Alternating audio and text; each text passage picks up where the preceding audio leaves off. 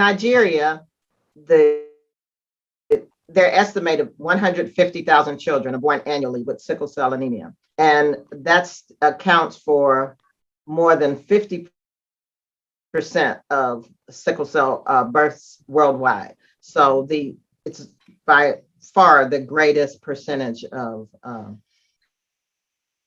burden with sickle cell disease. And it's estimated that as many as 90% of the children will die before their 5th birthday. And that's from sickle cell disease and also from other comorbidities with sickle cell anemia. It's estimated that 11% will have a stroke before they're 17 years old. And if you've ever seen a stroke in a child with a sickle cell disease, it's a devastating disease. So our objective was to partner with our Aminu Kano Teaching Hospital in Kano, Nigeria, and in collaboration with St. Jude and Vanderbilt Children's Research Hospital to start a newborn screening program. And the ultimate goal, of course, is to improve care for infants diagnosed with sickle cell disease. And as you can imagine, a lot of foundational work went into that, capacity building, education and training program, and of course, research initiatives. So in order to establish a comprehensive sickle cell disease, the first thing you had to do is a team. And our team in Kano is wonderful. You have to, of course, have local champions, and they have been champions for the children with sickle cell there and have worked tirelessly for years and years to help develop this program. Also, Dr. Yvonne in Vanderbilt Children's Hospital has been a partner for 10 years now with Aminu Kano Teaching Hospital, and he was the one who brought us in as part of the program. He had been doing a transcranial Doppler program in Aminu Kano Teaching Hospital, and through collaboration, and we decided that with our local partners that a newborn screening program should be initiated. And so, of course, the first thing you have to do is understand what are the barriers, and then you have to get buy-in from your key stakeholders, your religious leaders. It is a Islamic, mostly Muslim country, your medical providers, the community at large, your government, and as you can imagine, just the foundational part took years. Establish a capacity for newborn screening. From having the machine, which is a machine that technicians have to be trained with, having the capacity, the reagents for the machine, having the facilities, the rooms for the machines, dependable power supply source. All of that you have to take into consideration when you want to establish a newborn screening program. And then you have to establish standards. And Dr. Galadanci will talk about the standards that we had to do in developing the program and how we developed the standards. And you also have to develop educational materials for patients, for families. We also put into place with Dr. Debon, the TCD program. And then how do you get the data? How do you collect this data? We're in the process of achieving a red cap, which is universal, it's low cost, and after the initial setup, it's easy to use. And Dr. Galadanci will talk about our genetic counseling program. Hello, good morning once again. So I'm going to talk on establishing a newborn screening and genetic counseling program in Kano, Nigeria. Kano City is the second largest city in Nigeria and is the state capital of Kano State and has an estimated population of 3.9 million people, and it has the highest pediatric sickle cell disease population in the country. In Nigerian children, sickle cell disease is the sixth leading cause of mortality. Therefore, any viable solution aimed at reducing under 5 mortality for children with sickle cell disease in sub-Saharan Africa must be implemented in Nigeria. So to establish the program in Kano, a culturally diverse genetic counseling program has to be implemented, and this begins with community awareness and acceptance because Kano is a diverse, culturally sensitive environment. So to achieve this, we had a workshop with religious leaders whereby a pre and a post-test questionnaires were administered to assess the knowledge and perception of the religious leaders on newborn screening and genetic counseling. The society looks upon the religious leaders because they can influence any public health approach to prevent sickle cell disease in the society.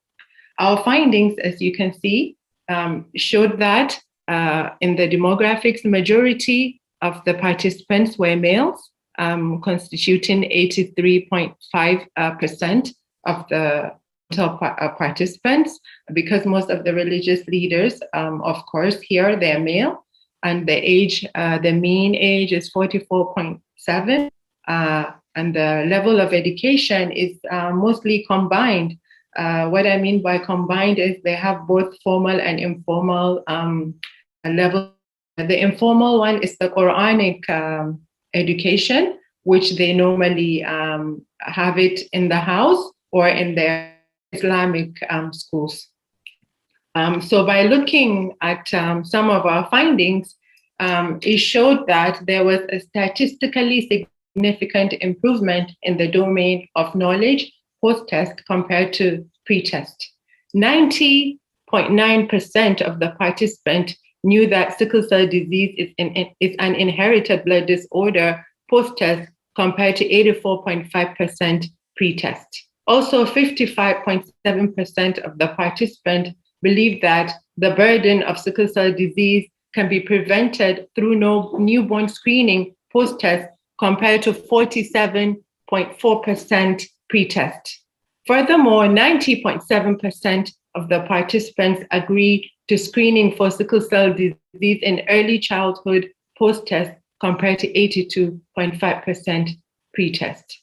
So after this, we also had a focus group discussion with the community, which included with the community as well as, of course, our health workers. So it included the nurses, the community health extension workers, sickle cell disease patients, their parents, the sickle cell trade participants, and also the non-sickle cell disease patients, non-sickle cell disease participants, as well as parents who had children who didn't have any sickle cell disease. So we were trying to assess the barriers and facilitators for newborn screening and genetic counseling. Majority of the focus group participants highlighted so many barriers. One of them was unavailability of testing centers. And here in Nigeria, a significant number of our women, they deliver in their house, especially in the villages. Therefore, they have lack of transportation to reach the hospital or the primary healthcare centers. And even if they go there, do they really have the testing facilities? Which many, majority don't have. And also the test might be expensive. So financially unstable members of the community might not even be able to afford the test.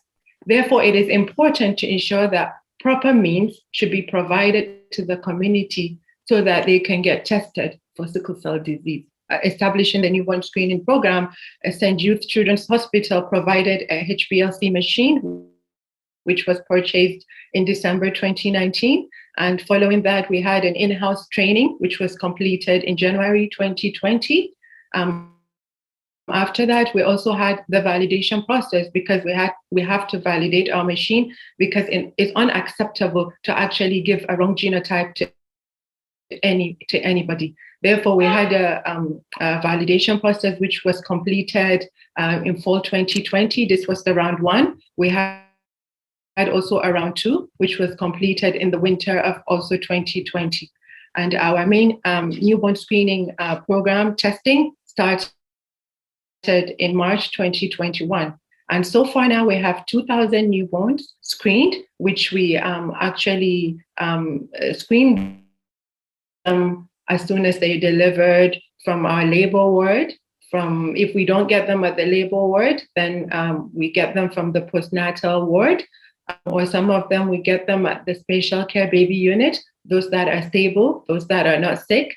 And still, if we don't get these, we follow them to the immunization clinic, come for the immunizations as early as from birth to 7 days after birth for their BCG immunization. So we get them from any of those places.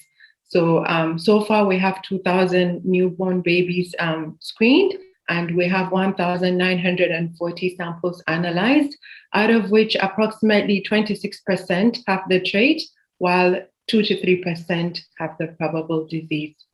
Thank you very much. I'll stop here. So good morning once again. I'll be talking about established health maintenance standards in the Under-7 clinic. To achieve this, we have adequate equipment and personnel. The clinic was established in March 2020, and in preparation for the setup of the clinic, infrastructures were put in place. The equipments were provided by St. Jude's in the fall of 2019, and these equipments include, as has been highlighted earlier, an HPLC machine was provided. We have 2 weighing scales. We have 2 pulse oximeters.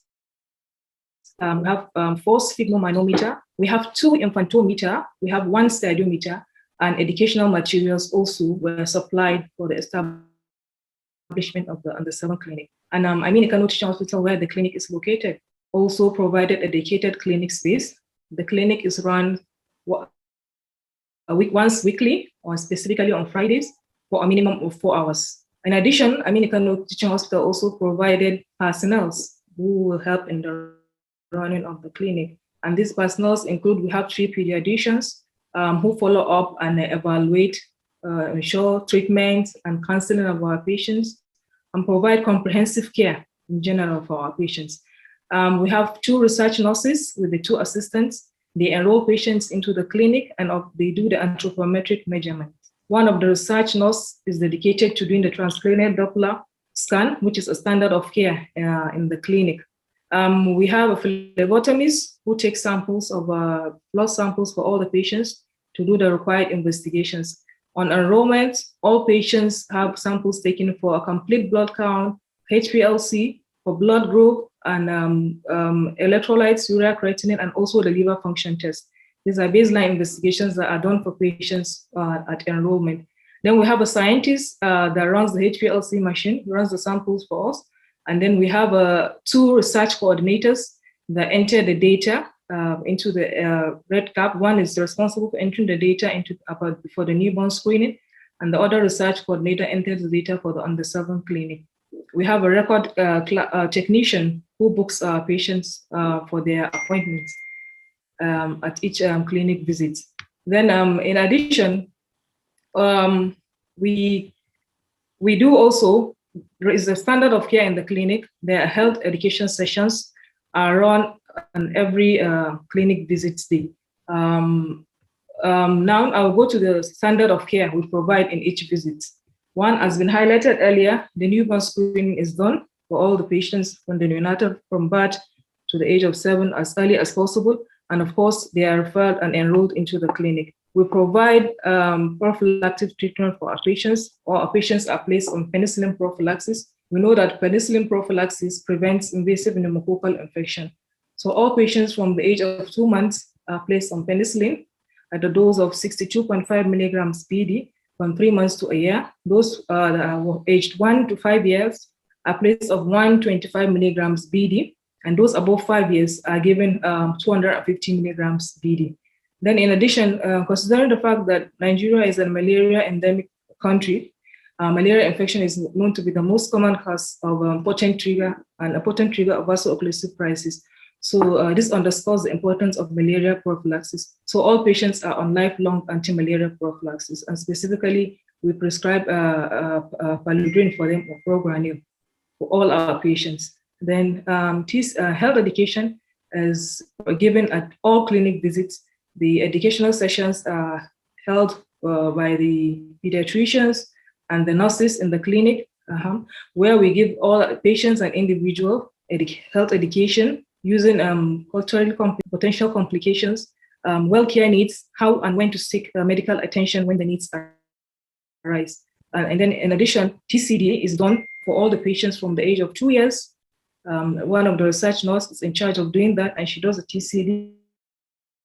In the event that TCD is abnormal, that is going to have a reading of 200 centimeters per second. Above that, it's considered abnormal, and patients are commenced on hydroxyurea for primary stroke prevention. Those with a conditional reading, that's a reading between 170 centimeters per second to 200 centimeters per second, are considered to have conditional reading, and their repeat CCD is done within 3 months. And then those that have a normal reading, any reading that is less than 170 centimeters per second, a repeat TCD is requested yearly, since the TCD is normal. So a yearly repeat is requested in such conditions.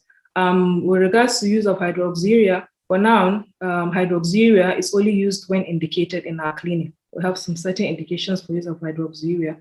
Some of these indications include stroke prevention, those that come with recurrent chest syndrome, those that have severe frequent vaso-occlusive crises of more than 5 in a year. For now, but it's our hope that subsequently all patients will benefit from hydroxyurea from the age of 9 months. But for now, we are only using it as and when indicated.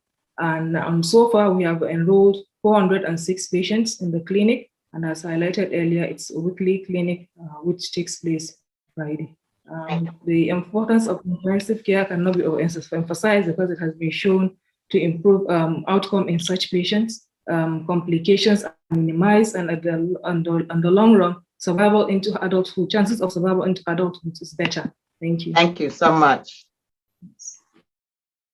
And I'll just quickly, we are in the process of developing educational materials and working very hard to, in addition to written materials, to have video materials as well. And just briefly, our genetic counseling training is done once a month. It was initially done during the week, but found that we received more participation if it was done on Saturday. So our team in Kano graciously gave up one Saturday a month to have the genetic counseling program.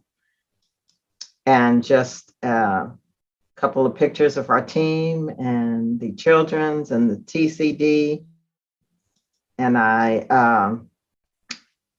just briefly will say that it doesn't help if we do a newborn screening program if we can't do a follow-up on the program and have the children come to clinic. And so since it's just beginning, we will work very hard to do quality assurance and make sure that we can measure the effectiveness of the program.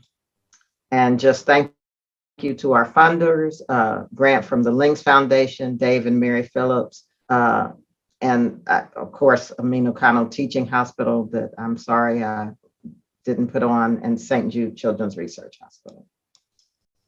And these are all our partners. And thank you again for having us. We appreciate the opportunity to be here and to present our program. Amai, Dr. Umma, and Yvonne, thank you so much for joining us and to share your initiatives. Very well done. We always say Nigeria is the capital of sickle cell disease, and by you doing this, obviously you are, trying just to see how you can help these people. We've got a few questions in the chat box. I'm not sure whether you can read, but some of the questions are as, do you follow up adult patients into adulthood? I'm not sure how long this program has started. That's just one of the questions. The other question, I think is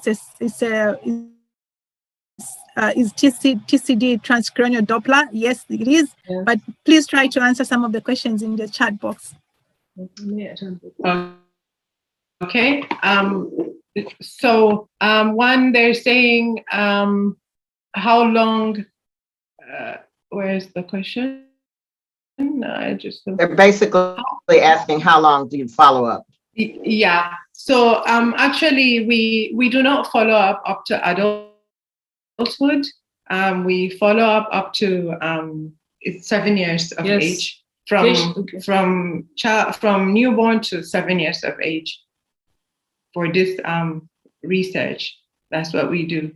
But Dr. Umma can shed more light on this. We follow up, like Dr. Aisha said, patients are followed up to the age of 7 years, then they transition into another clinic where they see patients from 7 years and above, and then further transition into the adult hematology clinic. But for this research, we follow them up to the age of 7 years. It's an under 7 sickle cell disease clinic.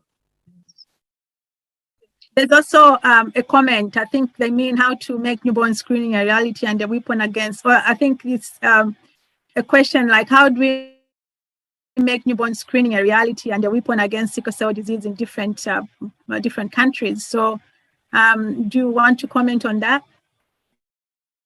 Yes, actually, for here in Nigeria, the only way that we can make it into reality is to fully involve our government, because we need the government commitment. The government needs to put it as part of the healthcare package so that, parents don't have to pay, so that the newborn screening becomes mandatory. Every baby that is born will have his genotype done by HBLC, and most people can't afford it. So unless the government makes it mandatory and makes it like a free or subsidized service, then people will not be able to afford it. So that's what we're trying to do. And also for those that are in the villages, we also need to involve the government. Maybe we need to have a reference center, or like, where shall I say, a centralized center where all the samples, maybe we can have 1 or 2 centers to say in Kano, and in other cities we could also have the same, so that samples collected from the village could actually be sent to that central point, and then they could be run. Because it's like not feasible to say that every place will have a HPLC machine, because HPLC machine is expensive. I think even in the high resource settings, it's not everywhere probably that they have the HPLC machine. But we do run the hemoglobin electrophoresis here, mostly everywhere. But those ones are not accurate. There are a lot of errors. So it's better, the HPLC. So I think by and large, it's just the government commitment. That's what we need. Yeah. Well, thank you so much for sharing. Here in Australia, we just applied for newborn screening. Our organization applied in November. It's a 6-step process for us to be implemented. So we are waiting for the next 5 steps. Hopefully it's done by that. We had the Minister of Health yesterday who joined the conference and has assured us that he'll do everything in his power to help us implement that. So I do believe newborn screening is the answer, at least because we did a survey last year or the other year to find out what people would prefer if we had to advocate for either newborn screening and prenatal screening. And some of the answers we got, especially on prenatal screening, they're like, what's the point? Because at the end of the day, what am I going to do if I find that I'm carrying a child with sickle cell disease? So I think newborn screening is the key, and then early interventions is put in place. We have children in our cycles in our organization who are not screened and they presented to ED, and that's what's happening, especially in Australia, where children just present to ED after a while because they do newborn screening. So I would commend the job that you are doing, and if you can share some, tips and tools, very helpful. I've got a question from Mr. KW from Trinidad and Tobago. Would government back be opt-in or be opt-out? Sorry, I didn't get the question. I didn't hear. There is, would government-backed program be an opt-in or be an opt-out? I'll ask, I don't know whether you understand what. Yes, I do. I do understand. So I think it'll be an opt-in, actually, because once the government, buys into this, and everywhere there's availability of the newborn screening program, I think, and once the government sees that the burden of sickle cell disease is reduced because everybody is affected with sickle cell disease. I think every household affected, mostly here in Nigeria, you'll see 1 or 2 people with sickle cell disease. So I think most likely the government will opt in for this. And we've already started some, like radio programs and, TV programs, some advocacies, so that people would understand the implication of having a child with sickle cell disease, so that if they do early screening, it's easier to prevent this disease, because if they know their traits, then we could continue to counsel them. They know their trait from the beginning until when they reach school, until when they start having their relationships, so that they know the exact person to have a relationship with. They will not go and start having a relationship with another person with a trait or a sickle cell disease patient. So I think really the government will buy into this, because already now a lot of people, compared to before we started this program, and now we're getting a lot of people coming, even personally, they come to us and ask us, please, they want to have their baby screened because they didn't have the baby in Aminu Kano Teaching Hospital, where the research is going on. They had the baby elsewhere, or even in another state. So they want the baby to be, to be screened for sickle cell disease. So I think there are a lot of awareness already, and I think the government will really support us. But anything that involves government, especially here in Nigeria, it takes a long time. It's not something that is, short term. So we have to continue, the awareness, the advocacy, until everything is put in place, hopefully. Thank you so much. Sorry, Yvonne, go ahead. I had a question for you, but you can go ahead first. Well, and I'll just make a quick comment that, first of all, in the States, it took us 20 years after it was recommended before we had universal screening in all of the United States. So it's not a quick process. But since we implemented newborn screening, from the time we implemented it, at first, the highest mortality or death rate was in under children under 3. Since we implemented, 95% of children live to 18 years old. So that's probably the biggest example of a successful program in newborn screening. I would not agree more. It just makes sense that I always say that I don't know how much the amoxicillin is or penicillin, for that drug to start early intervention by giving antibiotics for children, that saves heaps of kids from passing away from things like acute chest syndrome. So yes, I do hope this is done worldwide, where we have sickle cell disease. I'm glad the American Society of Hematology and through the CONSA program are also doing some initiatives in Africa. I'm from a Zambian background. We started in April in Zambia to screen 10,000 babies for the next 5 years. So that's a start. And, other countries have come on board as well, Liberia, Ghana, I think Angola, and so many countries. That's really the way to go. Just Yvonne, just out of curiosity, I just wanted to find out, I know Nigeria is the capital of sickle cell disease, of the numbers, but we have a lot of other countries in the sub-Saharan Africa and India that are facing the same issues. In terms of support, the organization that supported this program, are you looking at expanding to other countries as well? So St. Jude has we have a global outreach program. And one of the things that we're doing is trying to partner with several other countries right now for our global outreach, and through that program to try to eventually spread newborn screening programs.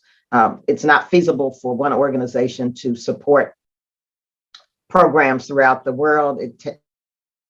It's going to take many organizations, but it's not going to happen without partnerships. I mean, it can't happen without partnerships.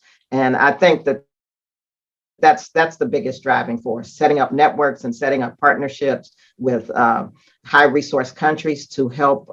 The same as happening with COVID immunization and vaccine. They can't, we don't live in an island anymore. We're a global society. So the answer is yes. And we're certainly want to reach out to other countries, which we're in the process of doing, and bringing in other partners. And there are many other associations that are doing the same thing.